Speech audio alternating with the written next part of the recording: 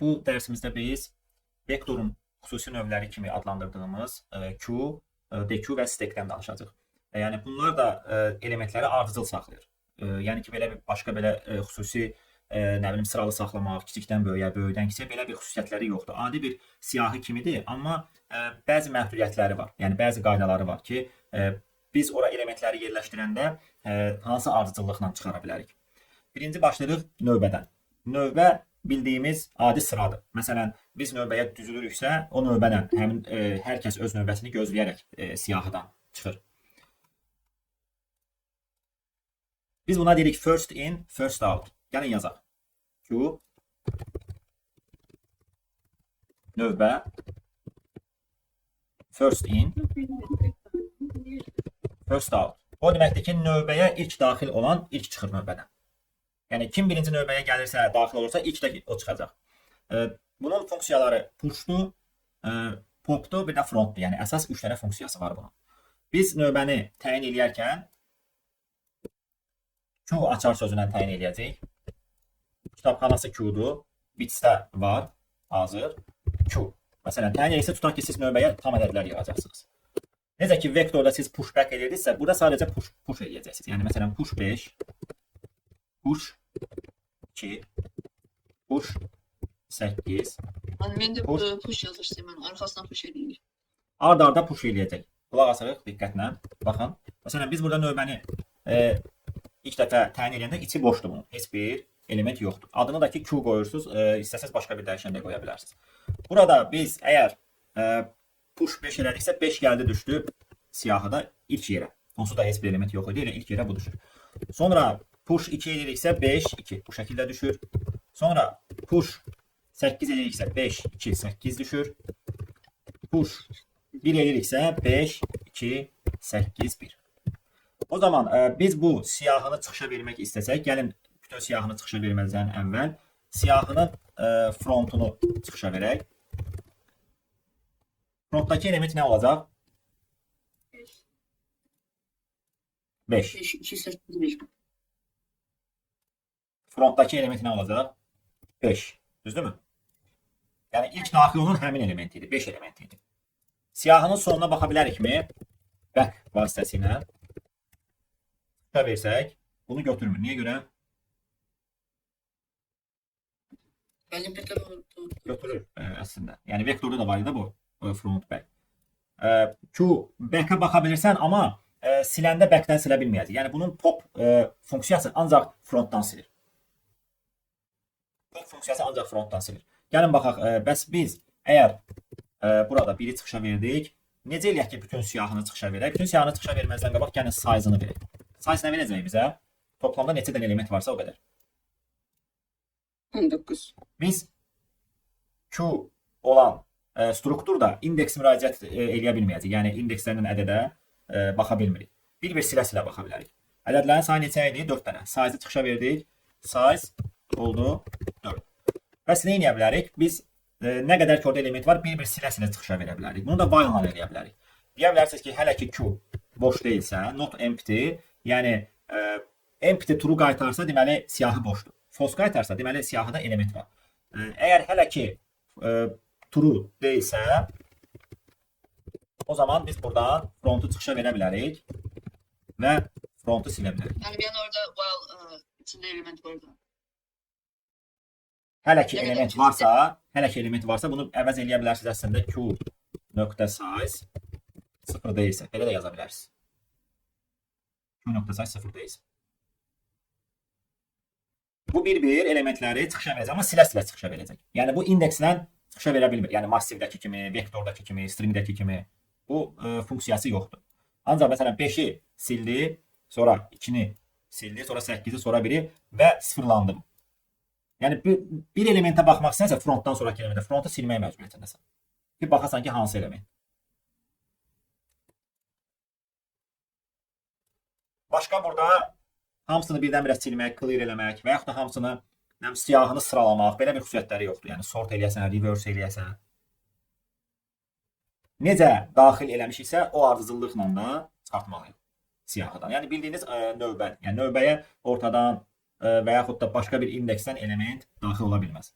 növbəyə gələn element gedir ən sonda dayanır. Aydın oldu? Bəli. Bəli. Biz burada frontu çıxışa verəndə əslində 5 idi də. Biz 5-i silsəydik, pop eləsəydik. Sonra frontu çıxışa versəydik hansı element olacaq? 2. 2. Bəli. 2 element olacaqdı. Yəni necə ki burada eləmişik əslində o prosesi, silə-silə çıxışa vermişik. Çünki biz birinci 5-i verdik, sonra sildik 5-i. 5-i siləndən sonra 2 növbənin əvvəlinə keçdi.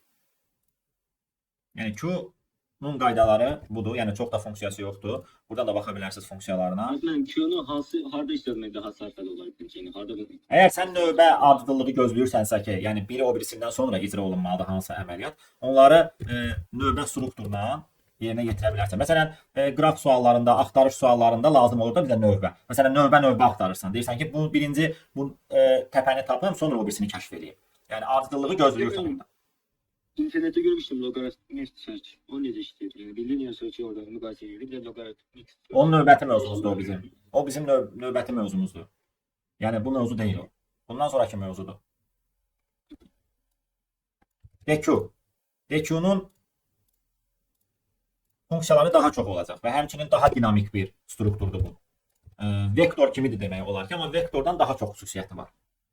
DQ iki tərəfli növbə olduğu üçün bura biz əlavə eləyəndə elementi əvvəlinə də əlavə eləyə bilirsən, sonuna da əlavə eləyə bilirsən. Yəni push front varsa bunda push back də var. Pop front varsa pop back də var. Yəni biz elementi əvvəlinə də sonuna da yerləşdirə bilirik. Əvvəlindən də sonundan da silə bilirik bir əməliyyatda. Bunlar hamısı bir əməliyyatdır. Burada da push pop. Bunlar O1'dir. O1 nə deməkdir? Bir əməliyyat yerinə yetirilir.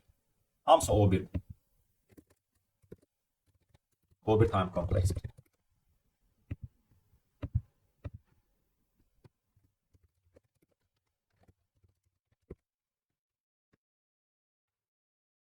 İndi gəlin baxaq, deməli belə çıxır ki, bunun 2 dəfə çox funksiyaları olacaq da. Frontu da var, back'ı da var. Yəni sən bunun frontunu da çıxışa verə bilərsən, back'ini də çıxışa verə bilərsən. Eyni anda.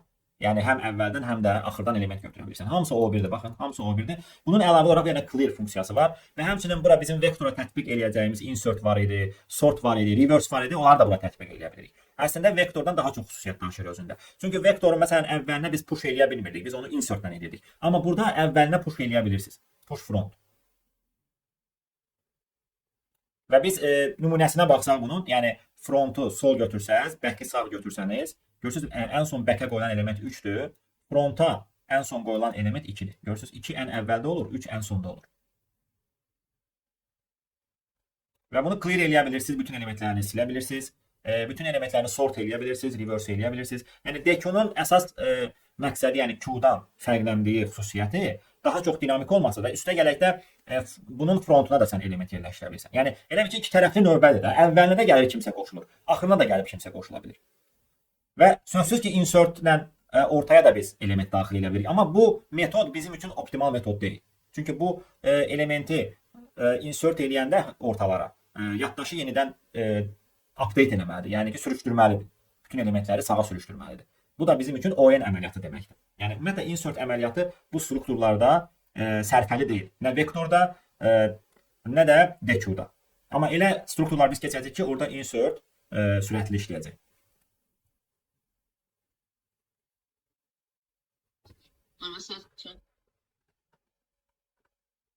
Setdir, multisetdir, mapdir. Stack data strukturuna baxaq. Sonra bir neçə dənə tapşırıq eləyərik. Stack data strukturu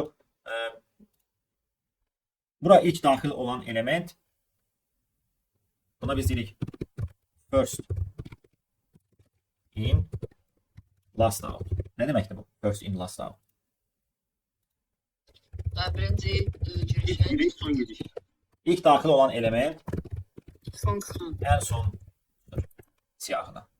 Yəni bunu biz əslində bir qutu məntiqi kimi izah eləməliyik. Yəni stack bir qutu məntiqidir. Yəni stack'in ümumiyyətlə yaddaşla da bağlı olan stack termini var da bizdə. Yəni yerləşdirir, sonra üstdən başlayır silməyə, çıxarmağa.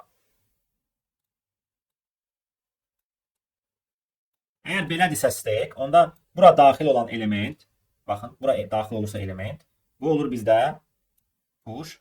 Silinirsə bu olur pop. Yəni funksiyalar qalır. Push, pop və ən üstdəki elementə biz deyirik top element. Yəni ən son hansı element bura yerləşdirilmişdirsə, biz ona deyirik top element. Var bəs bottom var. Xeyr, yoxdur burada. Yəni stack-in ancaq topuna baxa bilirik. Biz ümumiyyətlə burada məsələn biz bunu stack-lə əvəz edə bilərdik əslində. Stack-lə əvəz eləsəydik, yəni burada fərqlənəcəkdi front əvəzinə top.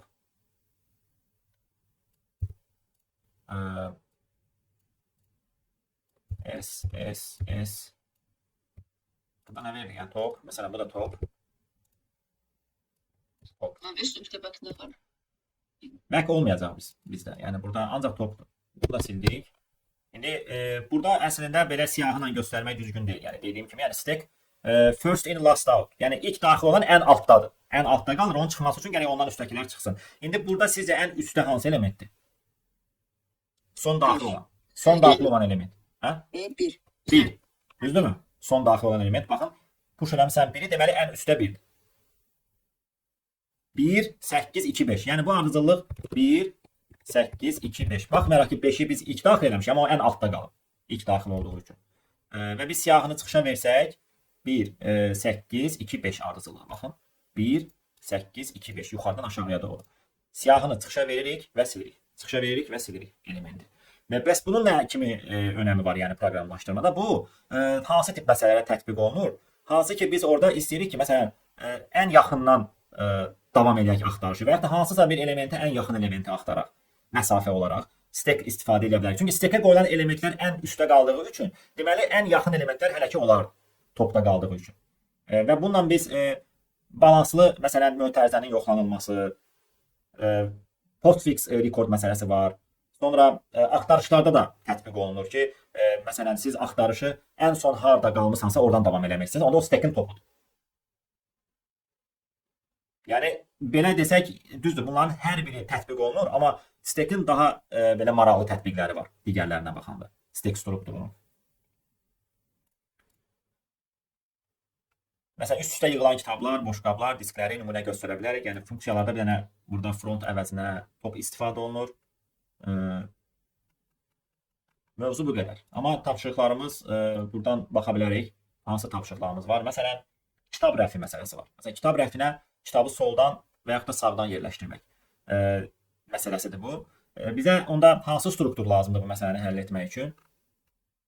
İki tərəfli növbə. Bəli, iki tərəfli növbə. Bir dənə bu tapşırığı da izah eləyək. Diqqətlə qulaq asın. Sonra suallarınızı cavablandırarıq. Ümumiyyətlə bu məsələdə nə deyir bizə? Bu məsələdə deyir ki, kitabın rəfə qoyulması qaydası bir əmri sola yerləşdirir, iki əmri sağa yerləşdirir, üç əmri soldan götürür, 4 əmri sağdan götürür. Kitabı. Bunu biraz yuxarı çəkək.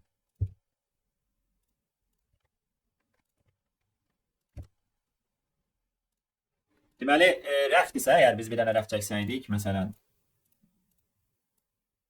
bu formada, yəni kitabı yerləşdiririk, yəni burada bu hərəkət boşdur. Yəni ilk kitab, bir nömrəli kitab bura yerləşdirilib, sol tərəfə, 2 nömrəli kitab sağdan yerləşdirilib. Gəlin belə elək də, burada solda, sağda yerlər qoyaq ki, o biri elementlər də yerləşdirə bilək. Biri yerləşdirdi, sağa 2-ni yerləşdirdi, sonra 3-ü yerləşdirdi, sola, bura yerləşməlidir, düzdürmü? 3. Sonra Yəni bir dəfə sola yerləşdirir, bir dəfə sağa. Yox da necə daxil edibsə o ardıcıllıqla. Bir daxil edibsə sola yerləşdirir, 2 daxil edibsə sağa yerləşdirir. İndi 2 dənə 2 daxil edib, 7 ilə 9-u sağa yerləşdirib. 7-ni qoydu, sonra 9-u qoydu. İndi bu kitabları götürmə ardıcıllığıdır. 3 soldan götürür. Hansı kitabı götürür? Soldakı. Hansıdır nömrəsi? 3. 3. Bunu götürdü, çıxışa verdi. Sonra 4 sağdan götürdü. 9. 9-u götürdük, çıxışa verdik. Sonra yenə 3 gəldi. 1 mi olacaq? 1. 1. Sonra 2. 2. Orada 7. Və ən son bəli, 7. 7. Ardıcıllıq 3, 9, 1, 2, 7. Baxın. 3, 9, 1, 2, 7. Məsələni həll etmək üçün gəlin bir sürətli kodunu da yazaq. DQ götürəcəksiniz int q adını verə bilərsiniz. N daxil olunur mu burada? Bəli, say daxil olunur. Sorğulardakı AB şəklində götürə bilərsiniz sorğunu. AB şəklində. Daxil edirsiniz n-i n dənə sorğunu icra edirik. Sorğu nədən ibarətdir? Deməli, daxil eləyir A-nı. Əgər A 1-dirsə, onda bir dənə də kitabın nömrəsini daxil eləyir. Düzdürmü? B-ni daxil eləyir. Biz bu kitabı 1-dirsə sola yerləşdirdik. Düzdürmü? Push denən ki front. Yəni frontu sol götür, back-i sağ götür. Amma götürəndə də sonra 3 ilə 4-də ona uyğun olaraq pop front, pop back eləyəcək. B-ni yerləşdiririk. A2-dirsə yenə kitab nömrəsi daxil olmalıdır. Bunu yerləşdiririk back-ə. Sonra A3-dirsə soldan kitabı götürüb çıxışa verməliyik və silməliyik. Nə yazmalıyıq bura? Q front.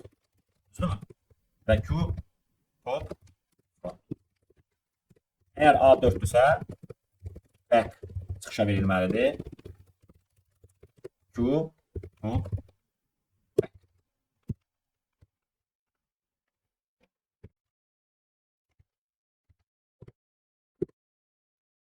Biz cavab tapdıqca əslində çıxışa vermişik. Ona görə belə görəm.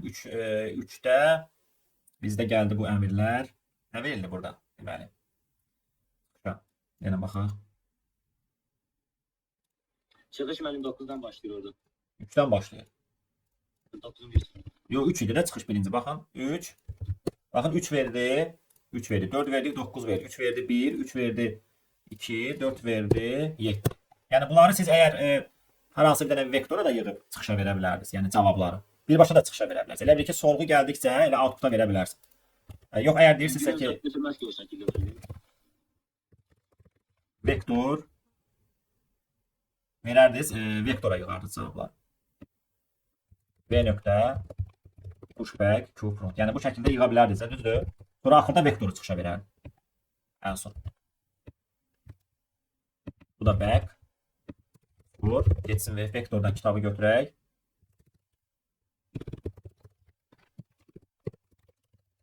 X olaraq çıxışa verək. For iş dövrünə bunu eləyə bilərik. Baxın indi. Ən sonda verilən 3, 9, 1, 2, 7. Bu şəkildə də yaza bilərsiniz. Yəni, əslində cavab əlimizdə varsa, artıq onu çıxışa verə bilərik. Yəni, bu məsələdə ehtiyac yoxdur ki, sən o cavabları yığıb saxlayasan, axırda verəsən. Elə sorğu gəldisə, cavabı tapmısansa verə bilərsən çıxışa.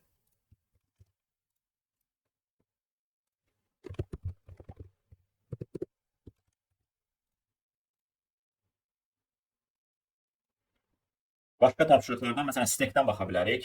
Stekdə, məsələn, mötərizələr var, postfix var. Məsələn, qabları yumaq, məsələn, üst-üstə qoymaq lazımdır. Məsələn, bu klassik məsələdir. Məsələn, mötərizələri yoxladır. Mötərizələrin balanslı olmasını yoxladır. Məsələn, biz bu sualı həll eləmək üçün, düzdür, steksiz də bunu eləmək olardı. Yəni, fikirləşsə də əslində tapa bilərsiniz həllini. Amma steklə mötərizələr məsələsi daha maraqlıdır. Gəlin, yenə izah edək bunu. Müəllim, amma sırada mötərizələri gördükcə say plus eləyib sonra say icab götürsə yes. Yox, onunla eləyə bilməyəcəyik bunu. Biz niyə görə? Məsələn, bu yes-dir, düzdürmü? Doğru mötərizədir. Gəlin bir neçə dənə nümunəyə baxaq, başa düşəcəksiniz. Amma məsələn, sayla getsəydi, məsələn, açılardı, 2 dənə bağlanardı, sonra bir dənə açılardı. Burada da say eynidir də. Düzdür? Amma balanslı deyil. Məsələn, burada cavab nə oldu? Nə belədir? Bunu biz necə eləyə bilərsiniz? Yəni sayla eləyə bilərsiniz. Əslində orada bir şeyə diqqət etmək lazımdır ki, sayla eləyiriksə, biz açılan mötərizə gələndə, qulaq asın, sayırsan bir dənə açılan mötərizən var. Saydın. Düzdürmü? İkinci açılan mötərizə oldu 2. Düzdürmü? 2 dənə artıq var səndə. Bir dənə də açılan mötərizə gəldi, 3 dənə artıq səndə açılan mötərizə var. Sənə bağlanan mötərizə gələndə bax, bağlanan mötərizə gələndə sayı bir dənə azaldırsan. Eləyirsən 2. Yəni çünki bu bağladı da bunu. Sonra bir dənə də bağlanan mötərizə gələndə sayı eləyirsən 1. Amma açılan gəldi, düzdür? Yoxsa bağlanan gəlib. Sayı elədin 1. Sonra yenə açılan gəldi, sayı oldu 2. Sonra yenə bağlanan gəldi 1. Yenə bağlanan gəldi, axırda 0. Yəni bu ardıcıllıqda mənfi hal olmamalıdır ki, düzgün olsun. Məsələn, burada baxın. Açılan gəldi 1, bağlanan gəldi düşdü 0-a. Bir dənə də bağlanan gələndə sənin əgər sayın 0-dırsa, bağlanan gəlibsə, bu mənfiyə düşəcək axı. Cavab no-dur. Bu no qərarını verə bilərsən burada. Yəni ən sonda o 0 qalmalıdır. Şagirdlər, bu ən sonda 0 qalmalıdır. Başqa bir dənə varianta baxaq. Məsələn, açıla gedir. Bağlanan gəlmir, cavab no-dur. Çünki sən açdın, saydın 2, 3, 4, Axırda 0 qalmalıdır axı ardıcıllıq. 0 qalmır. Müsbət bir ədəd qalırsa yenə cavab nə olur? İndi biz bunu steklə necə həll edirik? Stek əslində məsələyə belə yanaşır. Deyir ki, bağlanan mötərizə gəlibsə, ən son sənin atılan mötərizən ona ən yaxını götürüb bundan birləşdirə bilərsən, yəni cütləşdirə bilərsən. Yəni sən stekə bir dənə stek götürürsən, stekə qoyursan atılan mötərizəni. Açıldı, açıldı, açıldı. Bağlanan gələndə stekin topundan bir dənə bağlananı silirsən. Düzdür? O bağlanan mötərizəni stekə qoymursan. Bax, yerləşdirdin, yerləşdirdin 3 dənəsini. Bu gələndə bunu artıq silirsən. Sonra bir dənə də bağlanan gəldi, yenə onu bununla bağlayırsan, bunu da silirsən. Sonra açılan gəldi, yerləşdirdin. Sonra bağlanan gəldi, məcbursan silməyə. Bir dənə də bağlanan gəldi, məcbursan silməyə. Ən sonda stek nə oldu? Onda cavab nədir? Yes. Və məsələni belə həll edirik.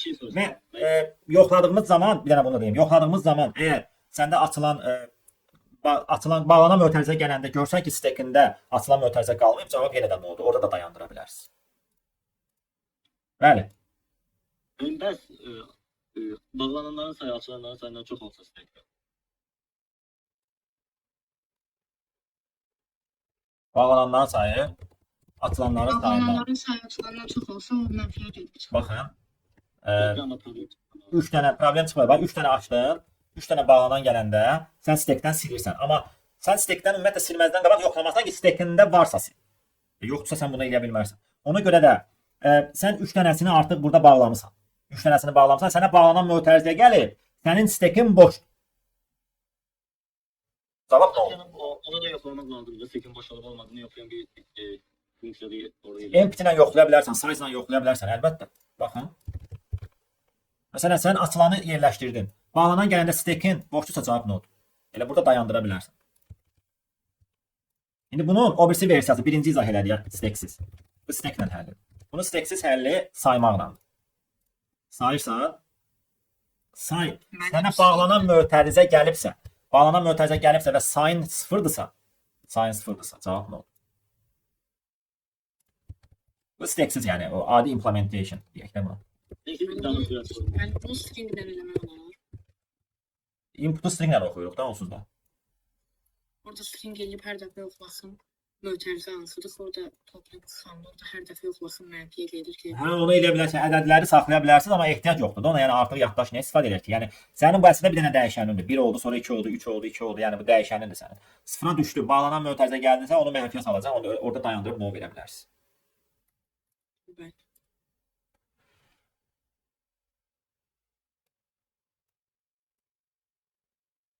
İndi bu mötərizələrdən bir dənə də məsələ var. Əslində 3 növ mötərizədən olan məsələ var. Onu siz artıq saymaqla işləsəniz düz getməyəcək. Steklə işləməlisiniz. Məsələn, müxtəlif növ mötərizələr olsaydı, belə bir sual olsaydı səndə, sən bunda qərar verə bilmərsən ki, yəni açıldı, bu həqiqətən bunun bağlananı olmalıdır ki, sən onu bağlayasan. Yəni açılanla bağlanan üst-üstə düşməlidir. Çünki belə bir hal ola bilər. Məsələn, açıldı, düzdürmü? Bir dənə o bir mötərizədən bağlandı, sonra bundan açıldı, bundan bağlandı. Düzgün mötərizədirmi bu? Xeyr. Amma bu düzgün mötərizədir. Amma bu yesdir. Amma bu nə olur? Yəni bunu artıq steklə işləyirsiniz, sadəcə 3 dənə şərtlə. Yəni dalğalı kvadrat mötərizədirsə, stekin topunda da kvadrat olmalıdır.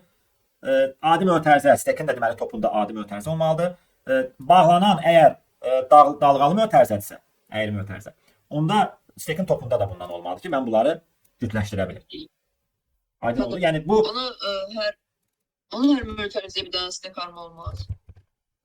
ehtiyac yoxdur. Yox, düz işləməz. Ardıcıllıq gözlənilməlidir. Hərəsi üçün sən ayrı götürə bilməzsən. Xeyr. Sən bir dənə steki götürəcəksən. Sadəcə götürəcəksən burada stekdən pop eləyəndə 3 dənə şərt qoyacaqsan ki, hansını da pop eləyə bilərsən. O mötərizə ilə o mötərizə üst-üstə düşsə pop eləyə bilərsən. Əks halda cavab nə olur? Yenə də no verəcəksən.